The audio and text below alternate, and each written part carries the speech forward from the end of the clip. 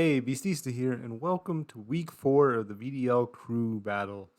So sadly, week 3, I do not have a video for. It was actually an amazing set that came down to incredibly close matches each time. I got some really good luck in game 1. I made a huge blunder game 2, and then game 3 ended up being really interesting.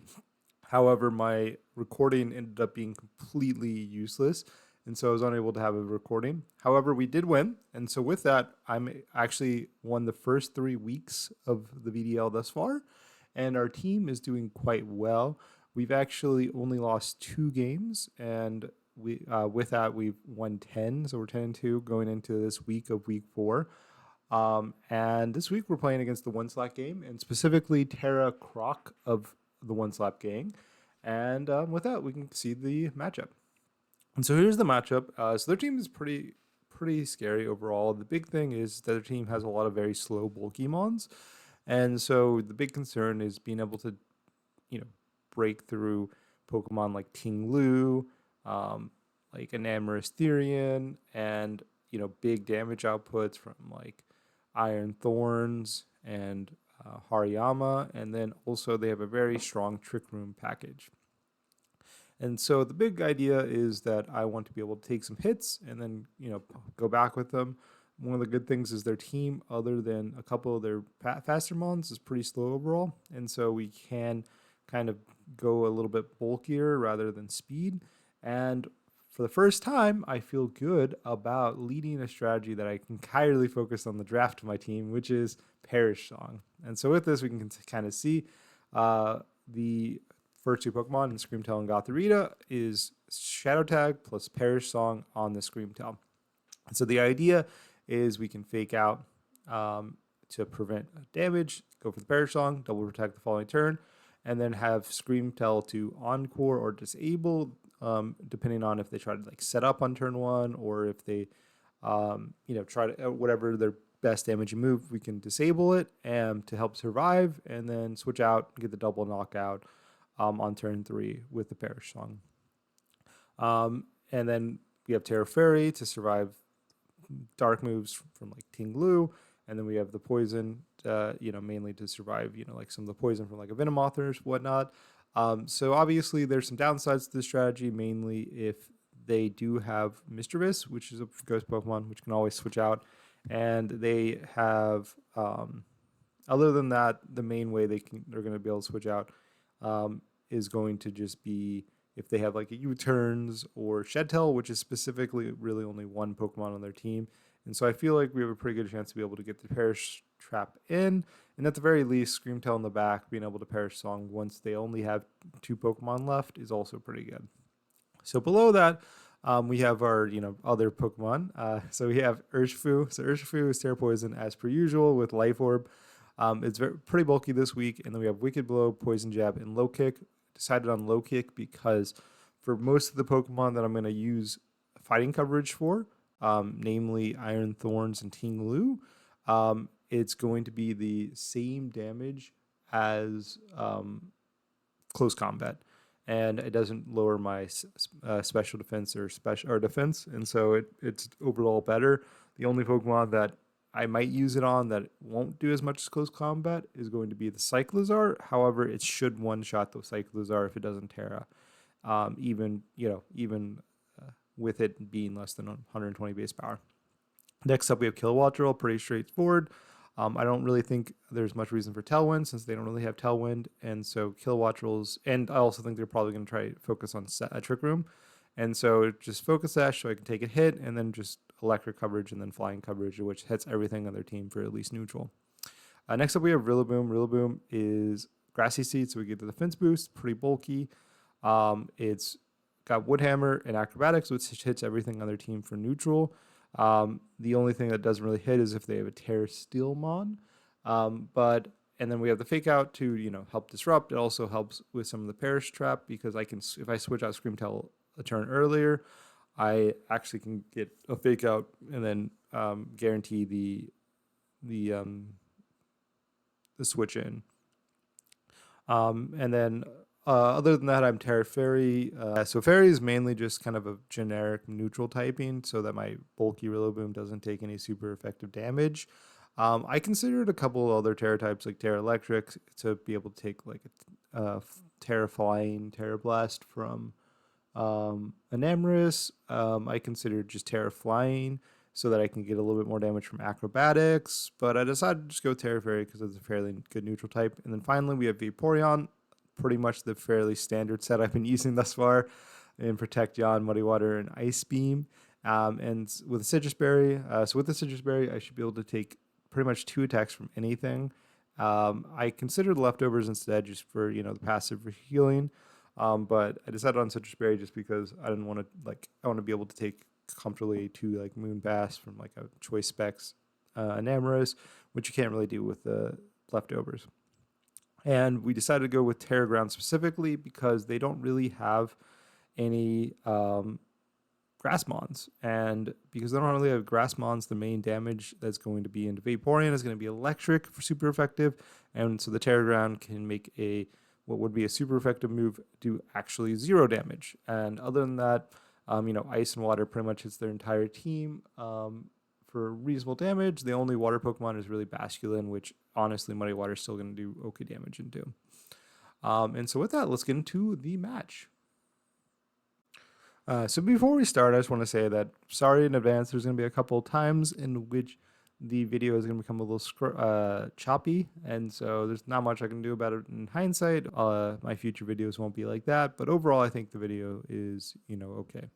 And here we are for game 1. So with here, we were given the Terra types, and we know that Thorns is Ghost, Basculin is Rock, Cyclizar is Fairy, Tinglu is Poison, Enamorus is Poison, and Delphox is Fairy.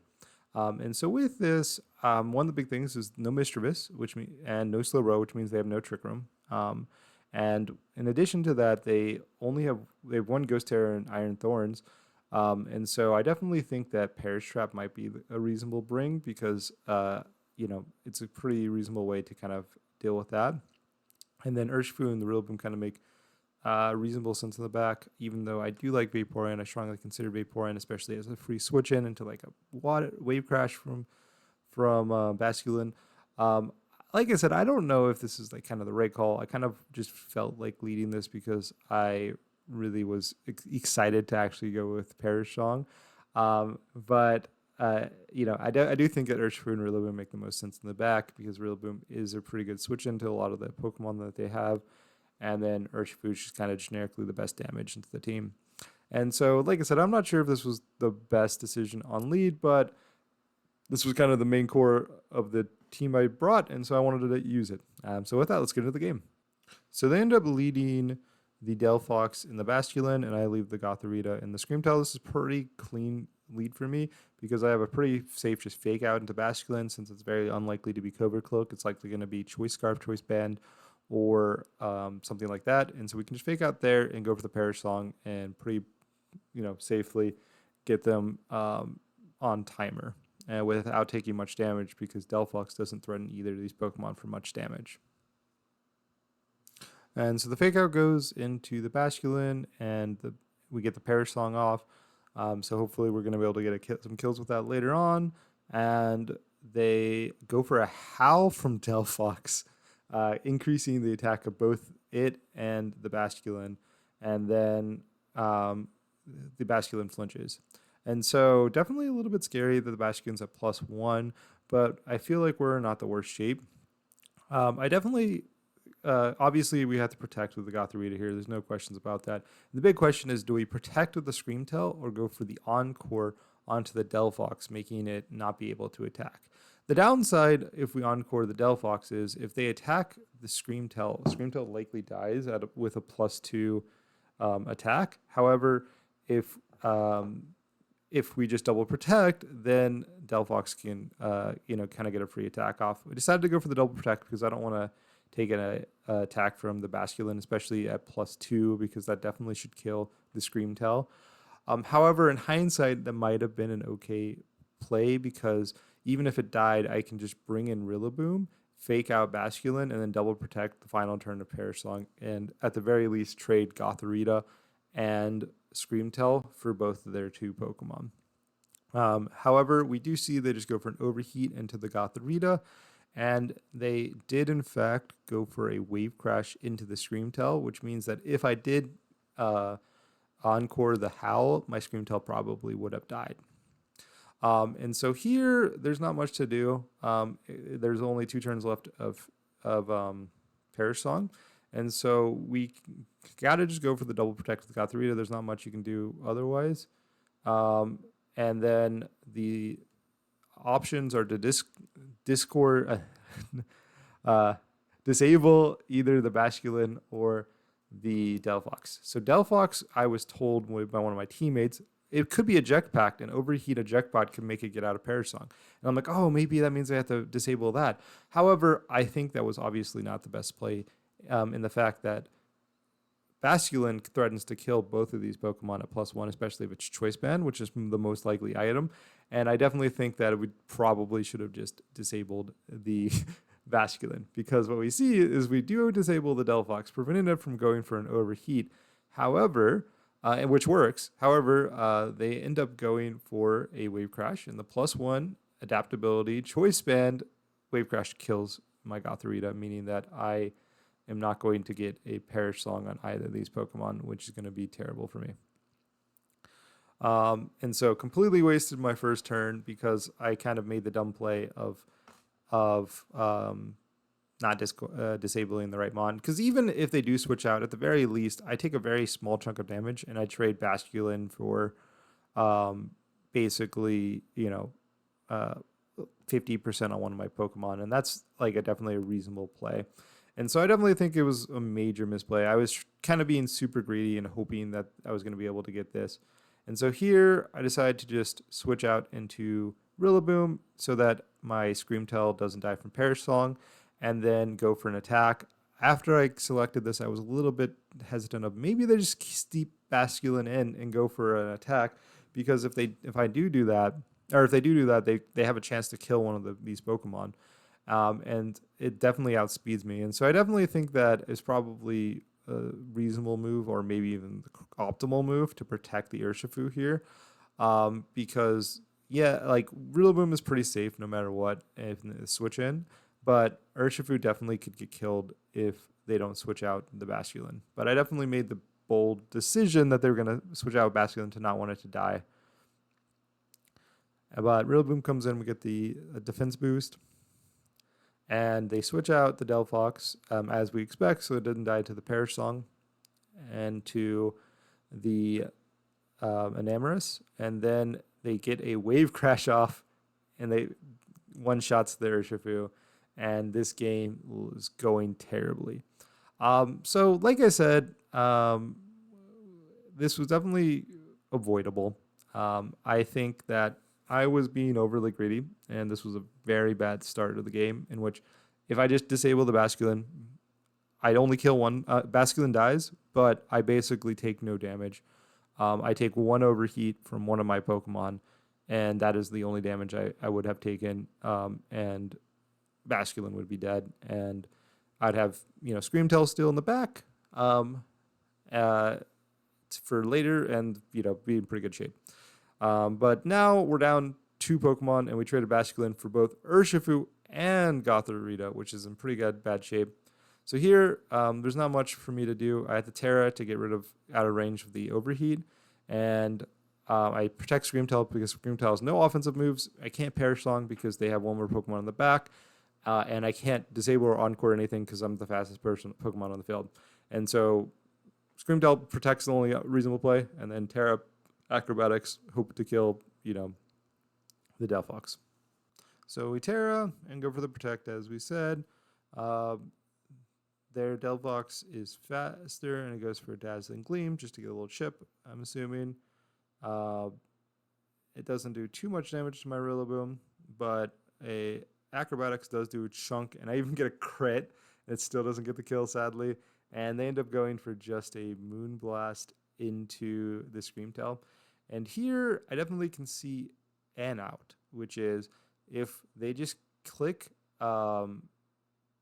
if they just click the Moonblast again, I can disable it and go for the acrobatics to kill the Delphox. And with a disabled on the Moonblast, I can then encore it into a disabled move, and then that might be able to get rid of the Enamorus, and then whatever Pokemon in the back is, we might be able to kill just with offensive outputs. We disabled the Moonblast. They go for the Overheat, which does pretty good chunk of damage into the Screamtail, more than I was hoping for, in all honesty, because my Screamtail is pretty bulky this week. And they do reveal it to be Jetpacks, which means that that concern we did have was a justified concern, but obviously, as I mentioned, it was definitely not that big of a deal for us. And sadly, we went for acrobatics, because if we went for Woodhammer, we actually might have an out here. But as we can see, that acrobatics is almost nothing. And on top of that, they ended up going for a different move and not Moonblast. And on top of that, even more so, we got an attack drop on the Rillaboom, meaning that this game is pretty much guaranteed over. Really sad sequence of events, but like I said, most of the end game ended up coming down to me not protecting in front of the Basculin with that Urshifu, and then me making that bold decision to just let Basculin attack me when I could have easily disabled it.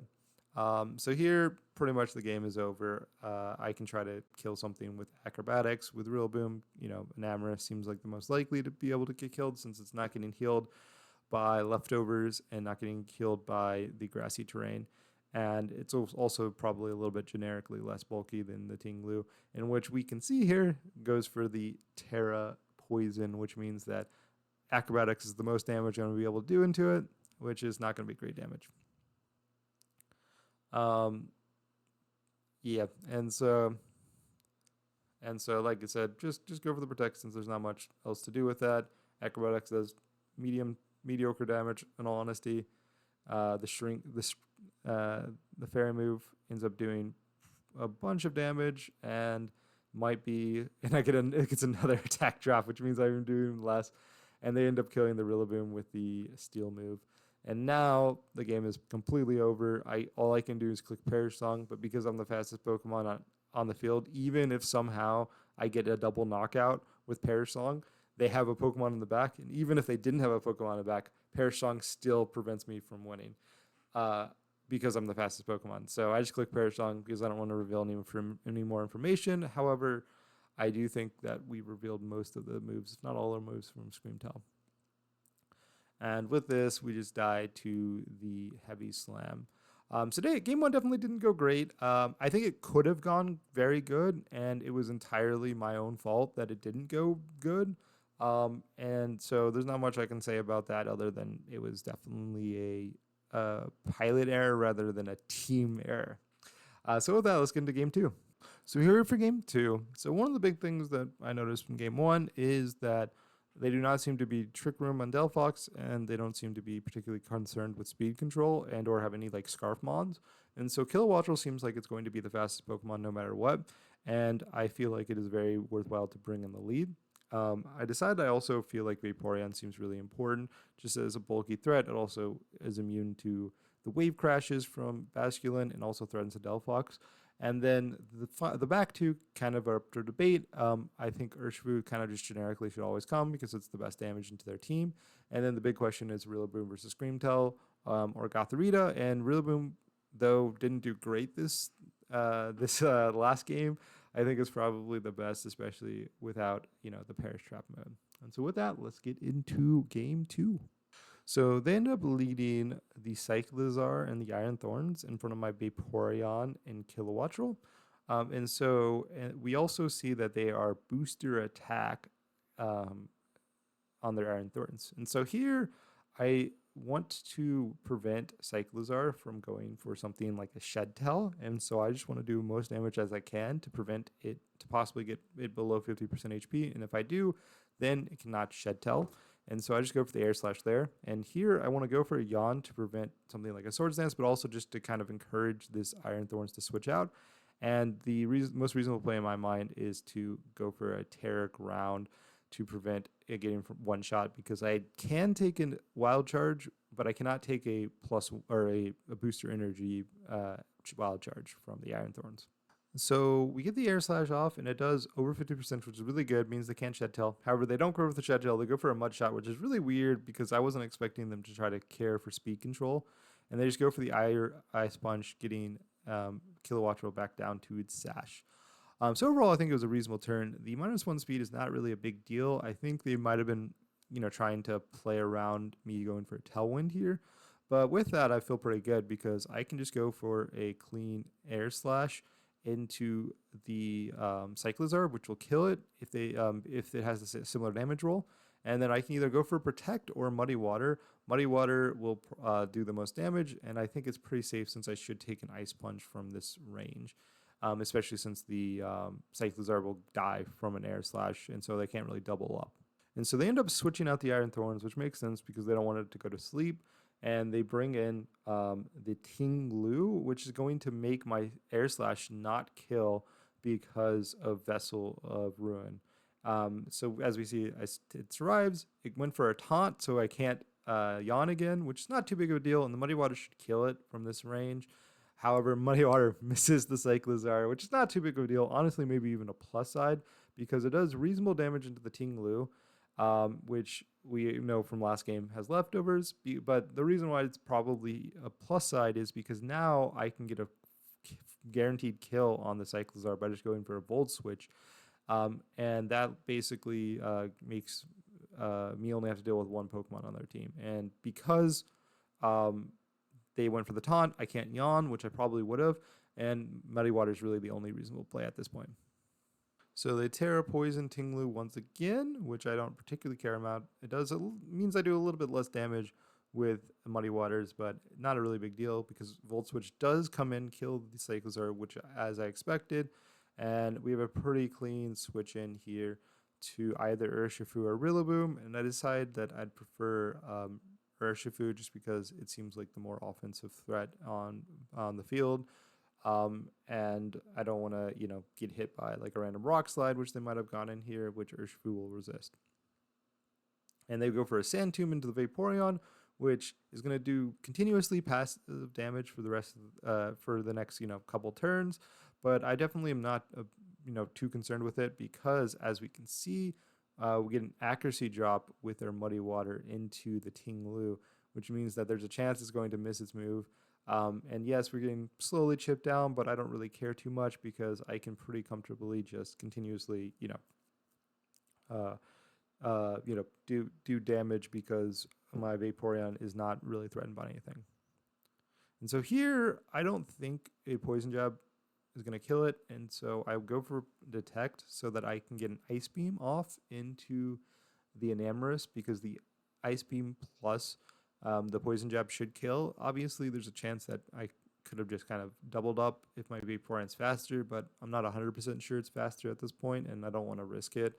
And on top of that, just, stalling out some turns is not a big deal, especially because there's a good chance that Ting Lu is going to try to go for its own, Sand Tomb into my Urshifu.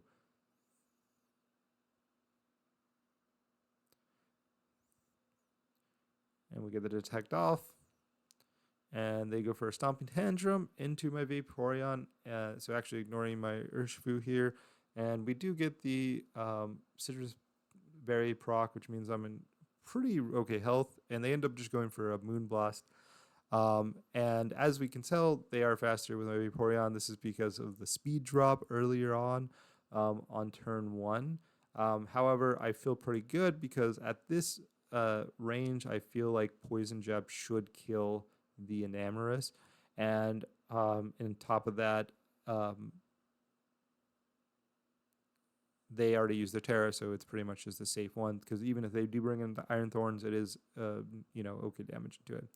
And the taunt wears off, and so that means I'm able to just go for the Yawn onto the Ting Lu, meaning that it will eventually be to sleep, which will put me in very good shape. And so the Poison Jab goes into the Enamorus, getting the clean kill, as we expected, which definitely puts us in a pretty happy position. And they just go for a Stomping Tantrum into the Vaporeon, really trying to kill the Vaporeon, which puts Vaporeon at a pretty low HP. but we are able to get the yawn off, making Tinglu on a timer to be awake. And once it goes to sleep, we'll be in very good shape, especially because we do have 4 Pokemon still left. Stand Tomb still going on, so my Vaporeon's still slowly getting chipped down. But still looking pretty good about this position, especially because we have a clean Pokemon on the back. And with here, they bring out Iron Thorns. I considered going for a double protect in order to just make Tingling go to sleep. However, I was pretty quickly concerned with the possibility of a Dragon Dance on the Iron Thorns. And so with that, I decided I just want to go for the double attack with the Muddy Water and the Low Kick. Low Kick has a very good chance to one-shot the Iron Thorns, depending on how bulky they are, which is very likely since they are max attack. Or not max attack, since they are attack booster energy. But with that, we just kind of go for the damage because I think it seems pretty reasonable, especially playing around that Dragon Dance possibility. So we get the low kick off, and it gets the clean one-hit KO onto the Iron Thorns, which is great. And at that, it pretty much looks like I'm guaranteed to be able to win this game since they're down to a Tinglu that is about to go to sleep. And their Stomping Tantrum ends up missing the Vaporeon because of the accuracy drop earlier. And we get a Muddy Water that connects that puts it pretty low HP. And so now this game should be pretty much completely wrapped up. And pretty much the only question is going to be, am I going to get the 4-0 or the 3-0? Because 2 Wicked Blows should kill from this range. Obviously, I might die from Sand Tomb or not, depending on if it ends right here. And I decided to just go for Ice Beam to get some guaranteed damage, plus the Wicked Blow. And as we can see, the Wicked Blow does enough in which it'll kill next turn. The Ice Beam just is not going to do enough and get the kill here. And Tinglu takes its first turn of sleep. As we can see, it just misses out. Muddy Water probably would have killed. So maybe I'm not going to get the 4-0, but it's okay because I just want to get consistent damage. But Sand Tube wins, so I actually get the clean 4-0. And so game 2 went really well by just having bulky Vaporeon kind of just tank consecutively. However, one thing that's a little bit sad is that Leftovers look like it would have been really good on Vaporeon over Citrus Berry this week. But with that, we are up to game 3 with a 1-1 thing. Let's see how it goes. Okay, here we are for game 3. So like I said, definitely unsure what I want to do. I think that Kilowattrel seems like a fairly safe bring. As we still saw again, still looks like it's the fastest thing on the field no matter what, and it seems pretty safe. And the big question is what do we want to pair next to it? I consider Vaporeon again, but I think Urshifu seems like it could be okay on lead, or maybe even something else. But I kind of just did not have a lot of reason to think that what I just did last game wasn't going to work. And so I decided to just go with the exact same lead with the Vaporeon and the Kilowattrel with the Rillaboom and the Urshifu in the back. Like I said, I consider Rillaboom with fake outs on lead. I consider Urshifu because it's the best damage, but I do think that I could just slowly get some chips, forcing some switches with yawns, and then bringing Urshifu to clean up in the back makes a lot of sense. And so with that, let's get into the game. So they end up leading the Iron Thorns and the Delphox. And so here I feel pretty safe to just go for a Thunderbolt into the Delphox and try to get a Yawn off into the Iron Thorns to try to encourage it to switch. And the big question is do I want to read them reading my Terra or not? Because if I just go for, if I don't Terra, they could try to go for like Ice Punch, or they could try to go for Ice Punch reading my Terra. But I decided to just play safe and go with the Terra because the only way in which I get punished is if they go for exactly an Overheat and an Ice Punch into my Vaporeon spot, in which if I didn't Terra, those would be 2 resisted moves, which would be a very big read. And also, I considered a little bit that maybe I should have Volt Switched instead of Thunderbolted from the Kilowattrel here because, just getting a free pivot seems like it could be useful, especially because if things do go a little bit awkward, Urshifu being out, getting threatening a one-shot on the Iron Thorns would be really helpful. So we Terra and we go for the Thunderbolt, which ends up doing pretty good damage into the Delphox. And Delphox does go for the Overheat into the Vaporeon, which does a big chunk of damage in just under 50%, which is actually a little bit awkward because it doesn't proc my Citrus Berry, which means that I'm definitely in range of an Ice Punch at this point. So if they went for the super bold play of the Ice Punch into my Vaporeon, I'd be down him on in pretty awkward position here. And they bring out the Basculin, which I think is a little bit weird. And but luckily for me, they ended up going for the Wild Charge in the Vaporeon, meaning that I am able to get the Yawn off for free, which is very good for myself. So here, I think the plays just go for Thunderbolt into the Basculin. I think maybe their Choice Scarf or something like that. Maybe they survive an attack if they Terracroc here. But either way, Thunderbolt seems like a reasonable play. And the big question is, do I want to protect or go for an attack, reading a switch out from the Iron Thorns? And I decide to go for the protect in case they do go for the Ice Punch into the Vaporeon, because I definitely do not want it to just go down here. And they ended up switching out Basculin instead of Iron Thorns into a Tinglu, which makes sense. They kind of baited me for going for an electric move into that attack. But with my Detect, I feel pretty good because they just go for the Ice Punch into the Vaporeon, which I ended up reading. And with that, basically no damage was exchanged on either side. However, they are now have a Iron Thorns that is going to be asleep, which is pretty great for me. And so here we just go for a Volt Switch into the Iron Thorns to get the switch out and a little bit of damage, and then the Muddy Water, which should do pretty reasonable damage to both of them, possibly get accuracy drops on both of them. I can definitely see an argument for yawning into the Tinglu here, but I do think that just a little bit of chip seems relevant, especially because I might want to bring in Rillaboom instead of Urshifu, and if I bring in Rillaboom instead of Urshifu, then I might need the extra chip damage to kill the the Iron Thorns. So they end up tearing Tinglu again, which makes sense. They, taking less damage from the Muddy Water, and then also generically I just don't have super effective damage into it. We get the Volt Switch off into the Iron Thorns, which lets us pivot, which, like I said, not much damage, but enough. And like I said, just kind of a free pivot, and especially punishes them if they switch into something. And I decided to just go into the Rillaboom because I think the +1 defense seems pretty relevant, and it should threaten the Iron Thorns well now that they used their Terra on the Tinglu.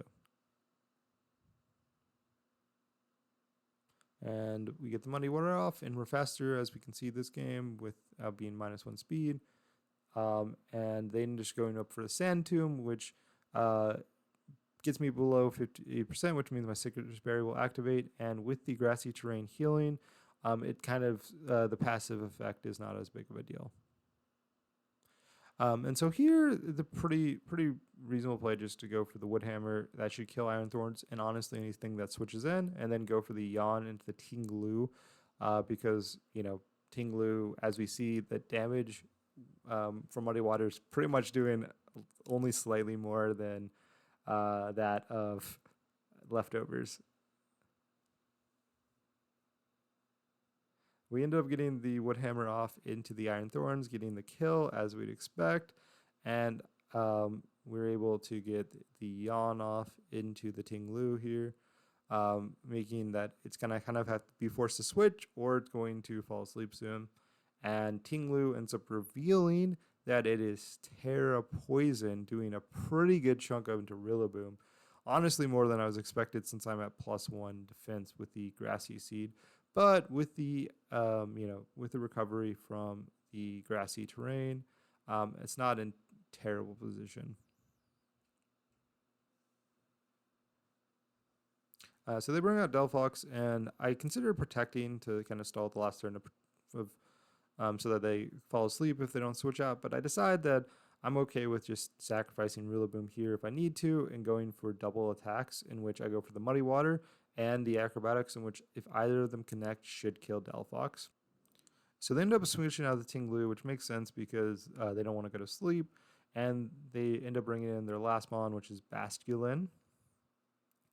And they go for the Overheat, which kills the Rillaboom, and we just go for the Muddy Water, and Muddy Water should kill the Delphox from here. However, we end up missing the Delphox with the Muddy Water, which means that it doesn't die. But honestly speaking, that ends up not being too big of a deal because it's now at -2 special attack, which means that it's definitely less useful as a whole.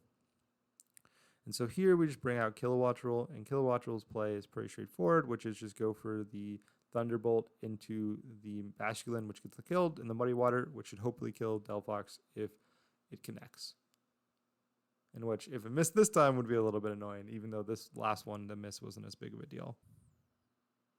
So I ended up going for the Aqua Jet into the Kilowattrel, breaking my sash and making sure to get an attack off before my Kilowattrel since it does outspeed, and then I punish it by killing it with the Thunderbolt after that.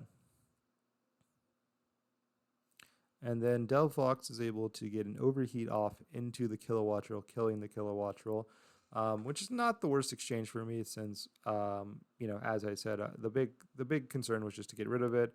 And they still might focus after the position, which ends up not being particularly relevant because they already taken damage. And here we're able to kill it with connecting with the Muddy Water. And so now we are at a 2v1 situation in which we have Vaporeon and Urshifu into the Ting-Lu, in which, yes, we're going to be not doing great damage each turn. However, we're able to yawn and slowly chip down with Wicked Blows and whatnot. And so I definitely feel very good about the position, even though the Ting-Lu is basically at max HP. And so turn one, I could obviously protect one with either of these. I decided to just go for the double attack and with the Wicked Blow and the Yawn because I don't think there's much reason for them to, attack. Like, their damage output onto to either of these Pokemon are not that big of a deal, so I'm not particularly concerned either way. So we Yawn the Ting-Lu, and we also hit it with the Wicked Blow, and Ting-Lu just goes for the a ground move into the Vaporeon and the Samtomb to try to get a little chip damage and try to slowly chip it down. But with Ting-Lu going to sleep, we're in pretty good shape. I decide to just go for another Wicked Blow into it instead of double protecting for it to go to sleep, because I feel like it's pretty safe to just go for the attack because there's no way in which it can kill Urshifu from this range since we know all of its moves and none of them do super effective damage. And Ting-Lu should be in range of 2 Wicked Blows from this point. Saving y'all from having to deal with this terrible video for the remainder, we were able to get the game by just killing them with Wicked Blow with the Urshifu and winning the set. So yeah, so that was a close set, and overall, I'm sorry about the bad video quality, especially at the end. However, it was fun. I'm sad that the Perish Drop didn't end up working. Definitely was largely my fault, and maybe I could have even brought it into game 2 or 3 and it would have worked okay, even though they brought Iron Thorns both game 2 and game 3, and it is Terra Ghost, so they could always Terra and then switch out if they wanted to. However, overall, it was a fun game, and we ended up getting there. Thank you for watching. I hope you all enjoyed, and I'll see you all next week, hopefully, if this video issues don't happen again.